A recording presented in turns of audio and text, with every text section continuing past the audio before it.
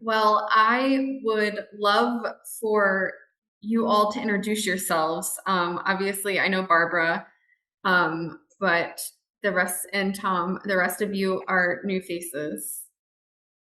Start right over on the end. Hey, I'm Judy Monaghan. I'm on the Town of Webb board, and I also am a business owner in town. Nice to meet you. Nice to meet you. I'm Don Simons. We moved here about 4 years ago as year-round residents and love the community and care a lot about it. And I'm Mary Brophy Moore. I don't know, I'm involved in 8 million things. I just like being involved in the town doings, and this is a big issue for us here. Yeah. I'm Heather Tim Keene. I'm a local realtor. I grew up here, so it's a interesting topic for me. Yeah, wonderful. Good to see you again.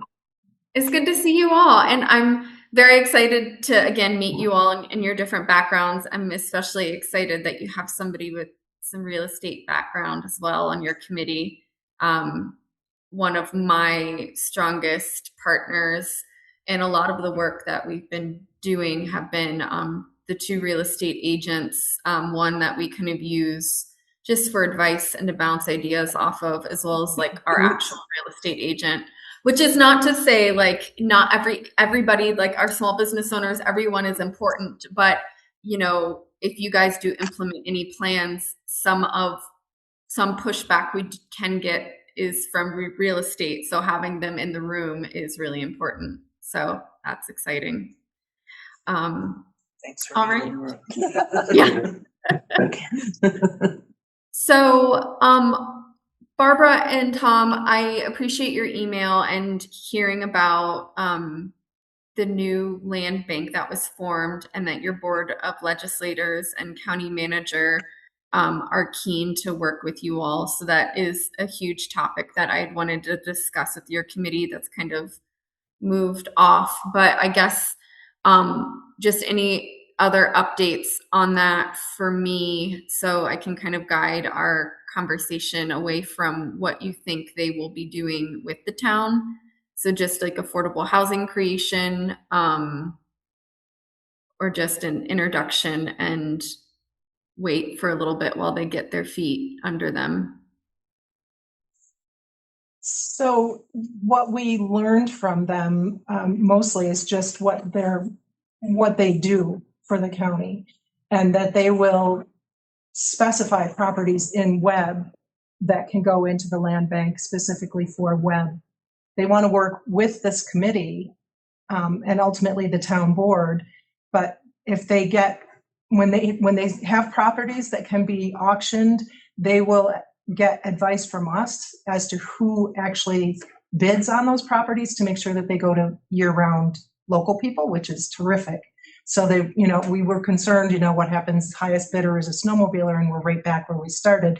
And they said, no, we don't have to accept highest bid. So that was good information for us. But we're so much at the beginning, Nicole, that it really is just, we're just gathering information on whatever partnerships there are out there that can help us figure out a plan. And to add to that, Nicole, it's new. So it was Herkimer Oneida County, and then Herkimer branched off in 2024. I have here in my notes. Interestingly enough, they have a new county administrator too, which is, I think, important to mention, who was actually in our meeting the other day, who joined us. So there might be a little bit more of a initiative from the county on being a part of our town of Webb, the town of Webb being more a part of it. So it's a really hot topic, and we're trying to give it the proper time to gauge our own thoughts on it. I guess I would say with from our position, Judy's a new board member. I'm a 4-year new supervisor. With working with the county, we kind of want to find out, and give it the proper time. So this was huge that they sat in with us, I thought. Yes. Yeah. And is their land bank is it staffed by county staff? It is. There are 2 county legislators on the board, and then there is one sole person that runs this land bank, and that was the Mike Edwards that we met with, and he was familiar with your name as well. So he said it's easier for him to just do run the show basically. So right now he's on his own. Okay. But he's someone I want to pull back in again for more detailed, information for the group. Yeah. Well, I mean, nothing wrong with being new. I mean, the Essex County Land Bank is not much older than 2024. We were formed in 2023, but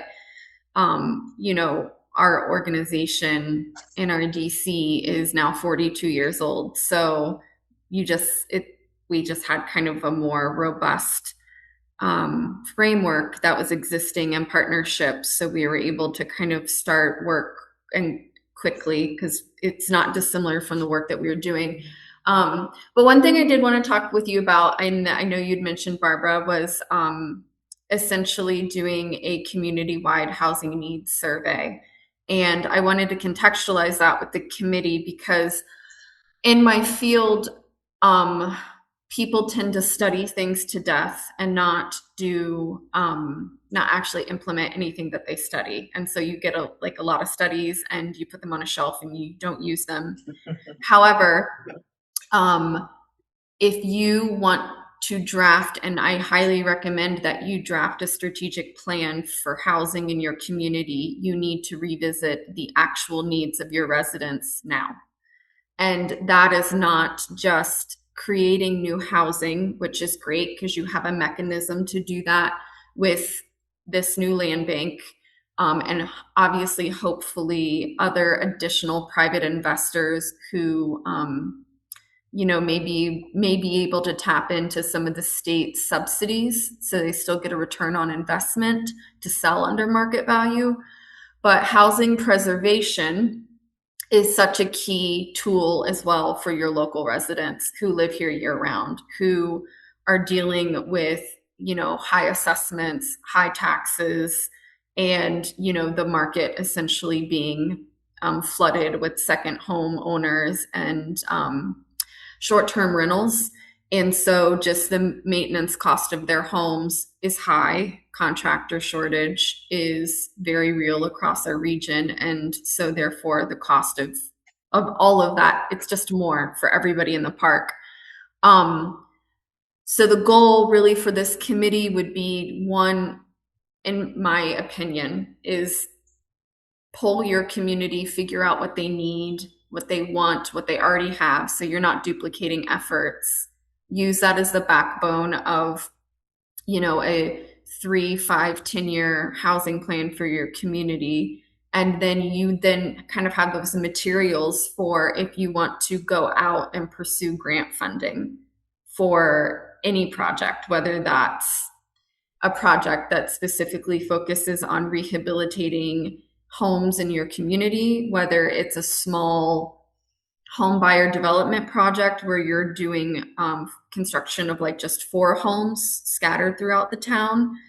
I could talk to you for an hour or two about what I think maybe would work well for your community, but when you actually go out to implement some of these suggestions, you need the data behind you saying that as of August 2026, this is what our community said to us they needed and what they don't want as well. Because if you do start to then reach out to the land bank and you do consider municipally supporting the construction of new homes and your community is not fully in favor of that, or they are, but they also need additional help, then you might not have the buy-in that you're really hoping for.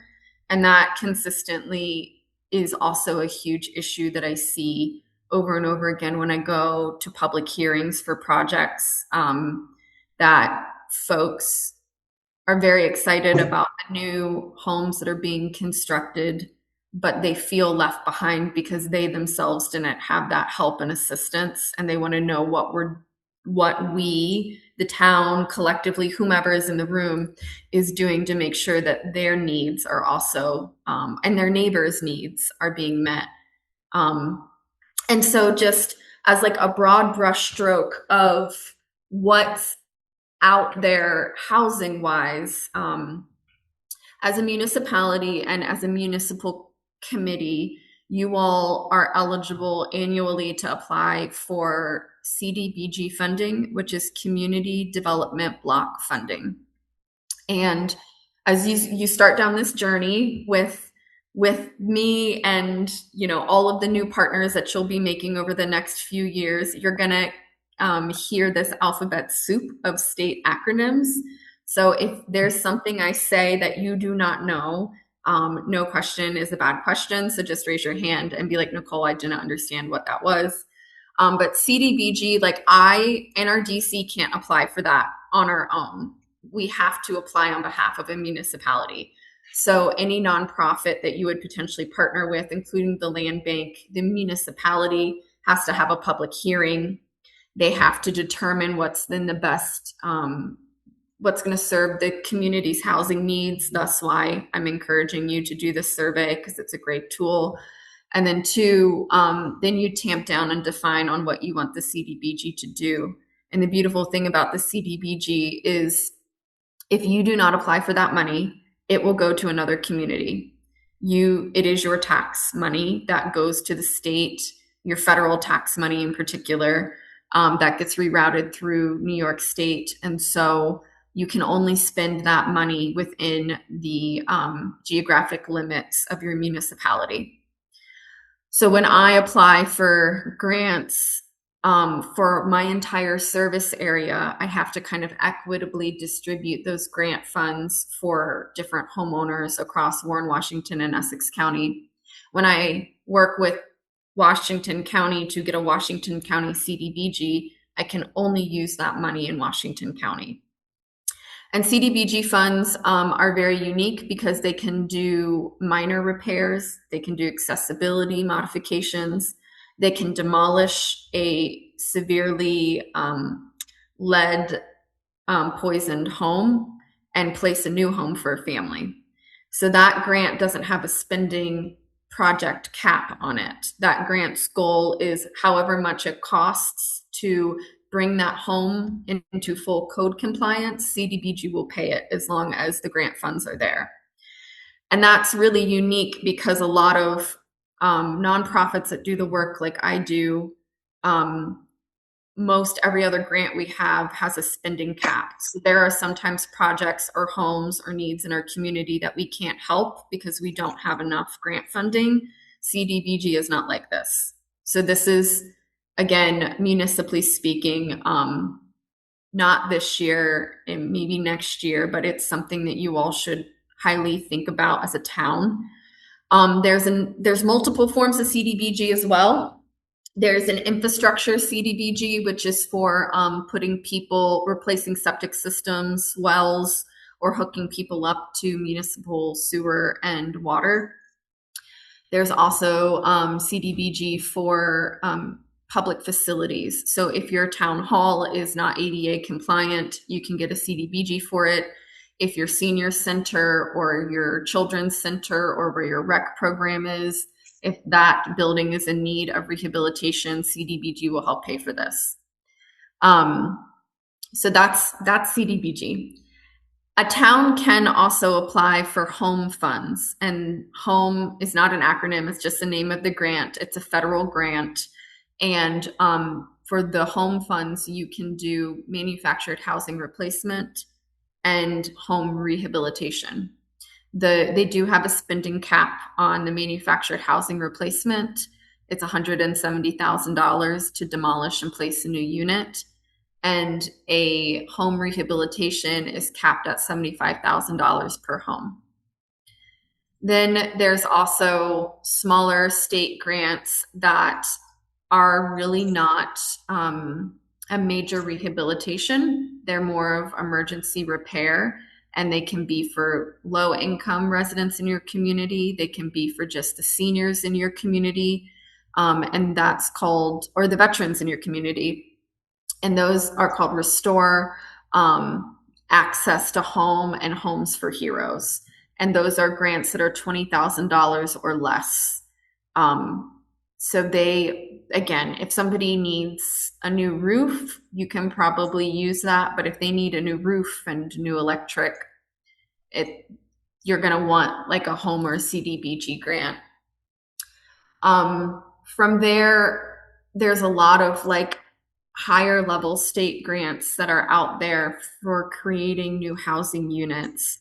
One additional grant is called Plus One ADU. An ADU is an accessory dwelling unit. It's like a tiny home. It's like a converting your basement into an apartment, converting, putting a second story on your garage and having an over garage apartment. Those we have a grant for that right now, serving my entire service area, and our biggest challenge for that is local zoning. So as you guys are starting to look at your housing needs in your community, I don't know. Can I just interrupt? Because the board did just pass a new accessory dwelling unit law, so that, or included in the zoning both, I think. Yeah. So we've already covered that. So From our- perfect. You wouldn't be a problem community for me. Right. Our problem right now in the town is the infrastructure. You know, they're doing trying to get funding for major sewer repairs. The system is 100 years old. So that is the complication right now. The town actually put a moratorium on any new construction homes in town like for, I don't know, was it 6 months? Does that still stand, or is it? It is still standing, just for new connects on there. Yeah. So, But we're going into sorry. our first phase. I mean, you can speak on that coming up hopefully in January. So Yeah. to get some of this fixed. So, how much of your town is on the municipal? Do you have municipal water and sewer? Yes. We've got our sewer users are in the 500s. Yeah. And there's spots for expansion with our water. So when you mentioned community development block grant, I know they can come in and really help supplement those connections and stuff like that, especially with our water system. Do they do much with municipal sewer too? Right, they'll help with connections to your sewer as well, because we have that possibility too. But like in Fendera, that's where the water, Scott just brought us down there about trying to connect. Actually, another resident came in yesterday saying, we've been asking for years to connect the water. It's right there. It's right there. So. And the rest, Yeah. of course, is wells and sewer and septic. Yeah, because the sewers are basically in the hamlet of Old Forge. Mm. Okay, then that's most towns that I work in, within kind of their more hamlet or centralized district. They have generally water, sometimes water and sewer, but there's towns I work in where, you know, our county seat in Essex County doesn't have municipal sewer, and it has a hospital, and the hospital has to pump out their septic. Yeah. Wow. So, I mean, the reason I ask is because a lot of the ADUs I'm building, we're replacing the septic systems and increasing their septic systems in order to sustain the accessory dwelling unit. And so, like, all of these approvals are just things that are more of lessons learned kind of as you go down this rabbit hole, things to just be thinking about. So you're not like me after the state gives you this money, having to go back and work with the towns individually to get them to amend their zoning, or actually educating their zoning and code enforcement officers on what ADUs are. So we also, there's another state funding source out there that's called, which would be a wonderful resource for your real estate community, which is called the Vacant Rental Program. And this grant has no match. It's for real estate developers and property owners who have a small real estate portfolio, and for rental units that are not up to code or have not had a certificate of occupancy yet. And they give a grant between $50,000 to $75,000 per apartment or unit that you want to build. And so in a lot of my smaller communities, we have folks who have duplexes or larger homes that they've chopped up into 4 units, and they've had code issues. And these property owners are getting $300,000 to bring these buildings up to compliance to get certificates of occupancy, and they immediately are able to collect the rent. The security instrument attached to them is that these have to be long-term rentals, and the rent is restricted for a decade. It cannot be above market rate for your area. That has actually not been a problem in Essex County. Everybody that I've worked with was already charging below market rate. But it's been a real boon for our small business owners who have second stories on their buildings, or and they haven't really done anything with them, and they're already stretched pretty thin. And so some of our biggest projects have been actually in our downtowns, with like our little coffee shop had a vacant second floor, and we were able to create 2 apartments, and now she has year-round rental income. The same thing above our luncheonette. There's actually another coffee shop in the town of Jay that got 4 apartments. So this is, it's a really unique funding source for the state. And very rarely does the state, for business owners or people with commercial property, or landlords, give them money that doesn't require a match. And so it's just a very robust source of funding if you have people in your community who are interested. And I encourage you all to be thinking about that as well. I know that there's, latent NIMBYism in every community. So bringing in a 60-unit development is not going to work in your community. But there's certainly has to be appetite for a few apartments for your workers and year-round residents. And that's what this funding source supports, is like those small rental developments for existing property owners in your community. And the way in which you vet those people, like, they do have to have a small portfolio. They have a number of attestations that they have to do. And whoever is administering that grant will work with those property owners through that process. I got a question, Nicole. Yes. Is that Department of State, or is Empire State Development, like who? HCR. That's Homes and Community Renewal. Okay. Yeah, every grant that I've mentioned is through Homes and Community Renewal. ESD, I've worked with a few times with Restore New York. They're a wonderful agency, but they are, I would argue, not right-sized for the North Country. They rarely work with small businesses. And a lot of their grants, you have to have a very large match. You have to pay for all the work up front, and then you wait anywhere from 9 to 12 months, maybe 18 months to be paid back by ESD. And that does not work for a small business owner who's trying to maintain a line of credit.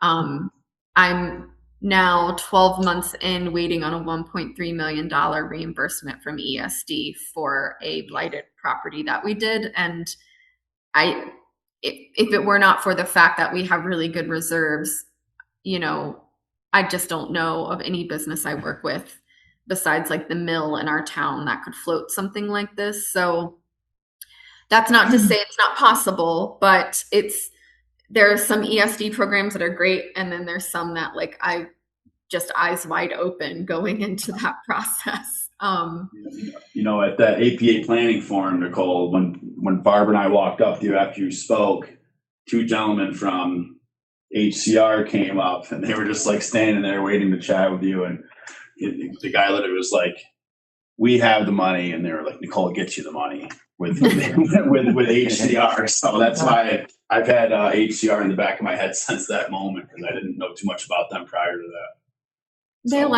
They do like me, but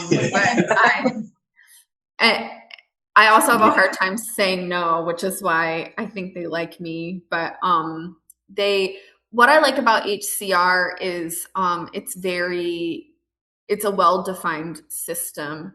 They're depending on folks like us who generally know what we're doing to help communities like you all administer this funding, or train you all to do it yourselves.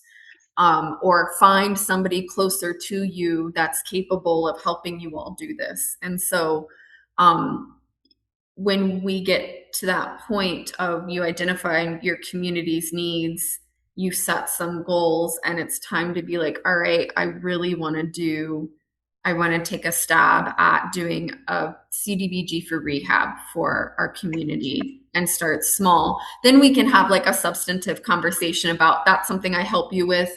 That's something one of my colleagues closer to you helps you with, your land bank, what have you. So I didn't want to get into that today, but it doesn't mean that I'm not going to be here as a source of advice, information, and potentially like boots on the ground help. In lieu of finding someone closer to you that's, doing it. But We have MVED too, who can help us, Mohawk Valley Economic Development District. They're Okay. helping us with our sewer grant, and have been in the mix for my time as a board member. So I'm sure they can help facilitate that. They're just an hour away down in Utica. Perfect. Yep. So I'm trying to think of other funding sources. New York Main Street, have you ever heard of that grant? Obviously, there's New York Forward and DRI. The town of Webb is not a DRI community. You guys are a New York Forward community based on your population size. And yeah, so New York Forward, I think, is like $4.5 million. And that can be used for a combination of housing projects, downtown commercial projects, and public projects, and beautification and parks. And what you would generally do first is start with New York Main Street, get a study done of your downtown or commercial district, start a first wave of more commercial focused projects for your small businesses, and then build that into a long-term goal of something like New York Forward if your community is ready for something like that. That's what I would say, like every community I go into, as long as that program is open, that's your 10-year goal, is to get a grant investment in your town like that. And while I know that you all are not the economic development committee, you're the housing committee, they're the same thing. So if people don't have places to go year round and work year round in your community, and your community does not have a sense of place, if we come in and build housing and improve housing, nobody is going to want to live there. Your kids are not going to want to come back and move home. They could go to 1,000 other towns and places. And so you have to think of like that interconnectedness between housing and economic development. They are the same thing. And the infrastructure and beautification and public projects that your town ideally should be thinking about long term, it's very hard for your municipality to afford to do those as a small town.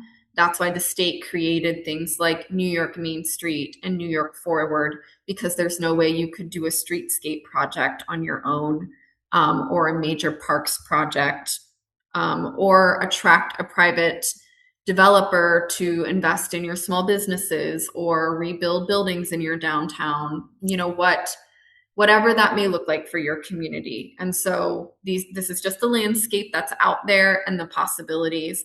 And there is a way when you're doing your housing needs study to also throw in some questions in there, like what would you like to see in our town?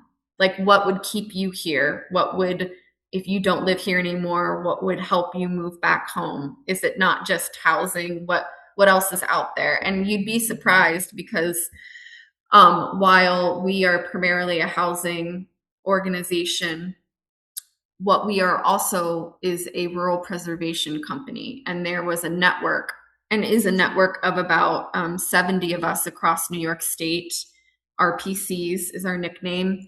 We're supposed to be serving every rural area, but there's obviously service area gaps.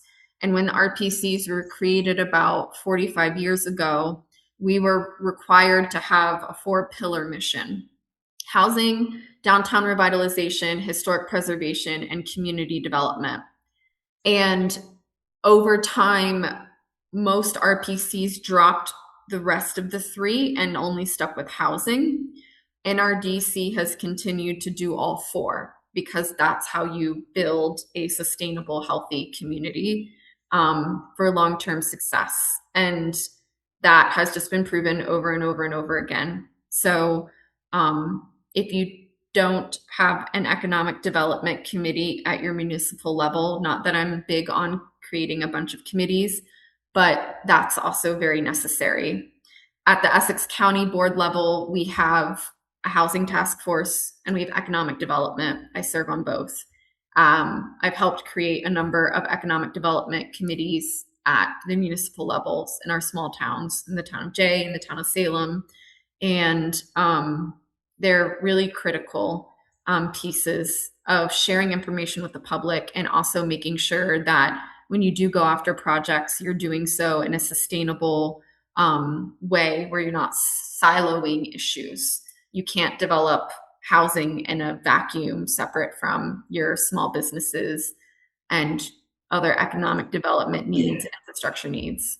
So we've got a master plan review that is putting together a survey. You know, that's where they're at in their part. But we also are about to submit a CFA. This Friday is the deadline. So but ours is strictly for planning and feasibility studies. I mean, so we're hopeful that, you know, this will be the beginning of moving into some of the stuff you're referencing here and the importance of it. So it's really great to hear that because it's pretty well known. You know, we can't afford to just do this stuff from a town budget. You know, that's just not going to happen. So we're hoping that some of the CFA stuff, it's our first time submitting one. So we're hoping that'll work in our favor here and we'll be able to take that, you know, the next step there and moving towards a New York forward. I'm glad to hear you say that about that too, because I've heard that a few times with the DRI, that we don't really, you know, fall under that. We're not great candidates for a DRI. We're more of a New York forward community. So that was. And it's not because you guys aren't great. It's just the underwriting for the grant. Your population is not big enough. And you know, down the road, I can give you guys some tips on like throwing together a competitive application or hiring a consultant to help you, because that is really while I got roped into doing Ticonderoga's DRI application and then also got roped into doing all of their municipal projects and every single project for the DRI, I don't recommend that. And it's really, there's like a huge public participation element to that, lots of public meetings and outreach. You literally plan for that grant 12 months in advance. With lots of public meetings leading up to the final application. And you're generally not successful the first go around. It took Ticonderoga 3 times. And part of it was actually having a very defined downtown area. You can't apply for the whole town. You have to apply. And New York Main Street is like this too, for a contiguous block. The one thing that I forgot to mention with New York Main Street is when you are working on commercial properties with the second floor, like if you have occupied apartments, New York Main Street gives you an additional $25,000 per apartment for you to rehabilitate the existing apartments. So that's why that's a really unique funding source, because it combines commercial renovation funding, which it's like one of the only sources in the state to do that, as well as the funding for apartments, which is also somewhat hard to come by. LaBella did a study with the county for us up here, and then one of their associates sat in at a master plan review, just to provide some help with our former master plan. It was a consultant, Nan Stolzenberger. So they've been around in the mix, and I see their name at this again, the stuff you presented, and also with the Warren County presentation that was there as well. Yeah. So I just see their name in spots. We work with BCA, who says flat out, you know, they like to focus on sewer and water, and they're not best at the planning and the grant part of it. we just submitted a WIA application yesterday with BCA, and we've got that Northern Borders grant that is active. So we hope to combine both of those, but none of that with BCA has anything to do with housing or really economic development outside the water and sewer system. So that's why I asked that. Thank you for Can that. I ask in regard to the consultant, at what point do you look to hire one? I mean, where do we have to be to get to that point? All For of us- New York Forward grant. Well, I guess that's where it came into the conversation. So for grant competitiveness, just in general, right? Because like that's the crowning jewel. I said that's like a 10-year goal, maybe 5-year, but like in that range. You have to develop credit with New York State. So each grant that you get and complete on time without issues or non-compliance improves your credit score with New York State. When you don't have that credit, you most likely are not going to get a New York Forward. You're going to have to pick grants selectively and intelligently that are going to meet the needs of your community, that you or your partners have the capacity to complete them on time, and show the state that if you give me $4.5 million, we will be able to spend it. We have our act together. Because so many of these other communities out there, which is why HCR likes me, don't have their act together, and they get this money and they waste the state's time, and it gets sent back to the state, and you get a black mark on your credit score. And so you got to then go out and rehabilitate it, basically. And so that the town, all the grants that you guys are working on, and it doesn't matter if it's just with HCR, they look at all the grants. Just like in the CFA, you have to put in what grants have you gotten? Who was your point of contact? How much money was it? They'll ask you different questions like that. Every HCR grant asks you those questions because they want to see that you have the capacity. And if you don't have the capacity internally within your town, that you're working with someone like us or whomever who has capacity to help you do it. And so I would say that you would want to hire a consultant for New York Forward. You would put it out. One, you'd have to, based on your town's procurement policy, RFP it, because you just have to put those things out to bid when they're over $5,000. After you've completed a economic development grant and probably a housing grant at bare minimum in those categories, and any infrastructure grants that you've worked on will help, like salt sheds, anything like that shows you guys can do it well. So can I ask a question? We, not the town, but representation in the town, CAP 21 Living 80K, they applied for a grant for the MMHR program and got it. And so we have 2 mobile homes that are waiting, hopefully, to be replaced. And then just recently, we got, I had to look up the acronym, Affordable Housing Corporation. AHC. Yep. Supplemental grant. We just got preliminary approval of that. But that was not done through the town. Can that still count in any way for the town? It can. That's too bad, because both of them got approved. We've got some good stuff recently, though. Yeah. The one thing we have is the procurement. That'll be the little Right. black guy. But other than And that, what's the last one we just did? We didn't do it on time. That we just did late. Is that one? that's the NBRC. Yeah. We were facing a compliance hole, but we're all up to date. I did a progress report yesterday with that. Worked with MVED, so we're fine. We're in bad shape. It's just that. Yeah. So in your New York Forward application, you can mention other nonprofit partners and what their work is. But unless there's a municipal element, like if Living ADK was going to apply for a CDBG on behalf of the town and administer that for the town, then the town could count that. Sure. But if Living ADK is a super brand new RPC, CDBG is one of the hardest grants to administer compliance-wise. If there's a big learning curve there, the environment. And I don't know that they look to do anything that big. They've been around for a long time. CAP 21's been 20 20, 25 years in existence, but. But they're a brand new rural preservation company, so they just got their RPC designation about 2 years ago. Oh, I see. Okay. So Sorry. them doing this type of work, the housing work, that's brand new for them. So that those 2 grants that you just mentioned, those are state grants. They're a little bit easier to administer. And I would be very curious and continue to like work with them and support them to ensure that they're able to complete those grants on time. That's going to be really important to them. I helped do the leadership training for one of their executive directors for the Rural Housing Coalition. So that is something that we do as RPCs, and that's great that you have them.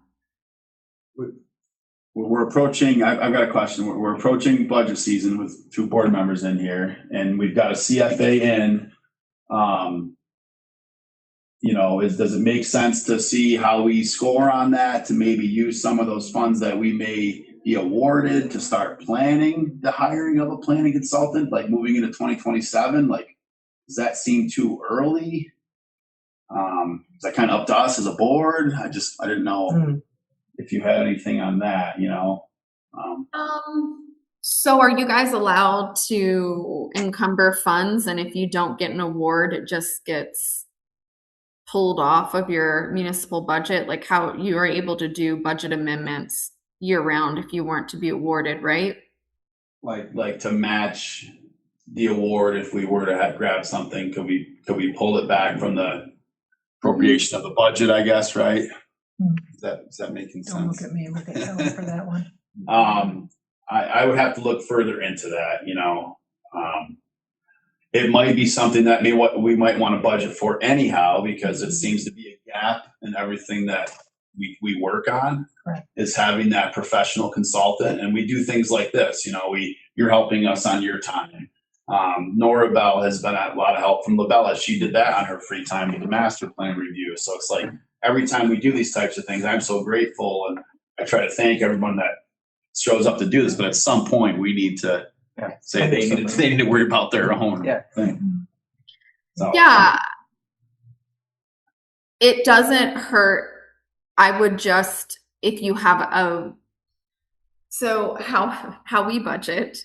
I have to budget on grants that I don't know if I'm going to get or not every year. So budget time is so much fun. So I put in what I know I have from my remaining contracts. I then add to the budget what I think I'm going to get. And then when it comes time, because our fiscal year is July 1st to June 30th, don't ask me why. It's some old nonprofit rule. In December, so halfway through my fiscal year, I know if I get the grants, and then if I don't, we just do budget amendment to remove them. But the funds are already in there encumbered. So if I get them, there's no additional action I need to take.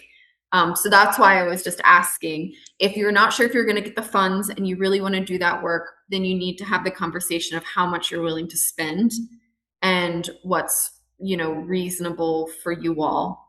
In Essex County, our towns get occupancy tax money back into their coffers every year, about $100,000 each, and they have to use those funds for tourism or housing. There's like a few uses. So a lot of the towns that I work with pull aside, $10,000-$20,000 to pay for those sorts of services, and that's how it's funded. So I don't know how if you guys have that, but it may be time to get a quote. I can reach out and just grab a quote, and then we can get a quote, look at it, and we can go to the state contract reporter. That way we can appropriately budget for it and see if it fits the town for 2027 while we wait for, the CFA. We don't want to rely on any grant funding from a town point of view. So the other thing is, and we've talked about it, is it advantageous for us to have a full or part-time grant writer in our town? that's what they would do But that. the consultant would do that, or just hire someone. Okay. Yeah. They'd be a part of it. Maybe a part of it, but it If we have to have these little grants to make us look better and do stuff, is it advantageous to actually have a grant writer? I wouldn't necessarily say it'd be advantageous to have an on-staff grant writer, because like, so most grant writers are not like me where they write and then do the work. You need someone to help Tom do the work. Got it. And so I would say it's better to contract out specifically for grant writing services for what your needs end up being, and being very specific when you hire a grant writer for that. Otherwise, they're going to charge you hourly. Don't do that. Don't pay them unless they get you the grant. I'll help you look at your contract. Exactly. I just wanted to ask that That's so you a great could hear question. it. Yeah, I know you need to hear it. That's how a lot of them work too. Yeah. Fortunately, they do. They don't get paid unless they give you a grant. Right. So they work Yeah. harder. So that's No, those are the good ones. Yeah. Right. Then we'll do that. Yeah. Correct. Sorry, Nicole.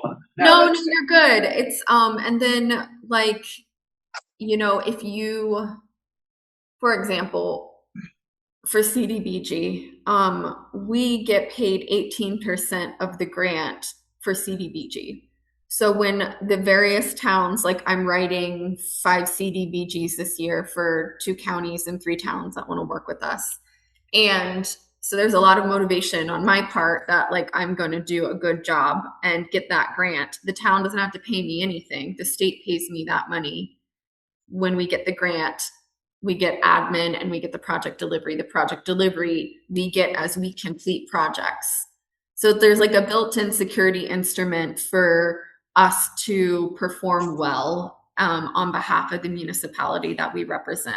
So that's just like, that's an example with that grant. Not all grants give you admin or program delivery. And that's where you may find yourself in a situation where you need to hire someone to help you all administer the grant. And I would say I like the idea of you encumbering funds for planning services to help you define what you all want to potentially do professionally. I wouldn't go as far as to hire someone just yet until you know what grants you want to do, right? That's like maybe around after you do your community needs survey and looking at what results you get, then maybe that's the conversation of like, all right, now we're ready to apply for a grant. Is this something we can do on our own, or is this something we need help with? And then if it's something we need help with, what is it we actually need help with, and defining that and bidding those services out. Most consultants charge more than the 18%. So if you living 80K or other nonprofits near you have that capacity, that's probably better for your housing grants. For your big grants like infrastructure or New York Forward, or any other like larger economic development grants, you can hire somebody like Labella, but you better look at their hours. Don't be one of those towns that don't look at the hours and the pay apps and match it up to the deliverables. Yeah, okay. Or these amendments too, Nicole. These amendments are driving me nuts, but I just figured them out with BCA. We got just amendment after amendment, It's like, wait, what is this now? So it's Yeah. a trick with consulting services. Do you have a good town attorney? Yeah, we've got 2 law firms we use now, Bond, Shenick and King, and then we go over to the Capital Region with Miller, Manick, Schechner, and Hoffner. So Okay. yeah. I was going to say a not to exceed contract or a guaranteed max price contract are something that you should, going forward, have your town attorneys draft for your contracts.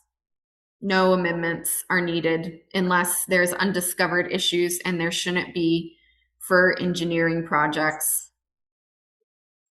That sounds great. Write that down. A lot of the contracts with BCA were already, we just kind of moved along and adjusted them with amendments. So And that's, I will keep that in mind, the I not was to gonna say- exceed contracts.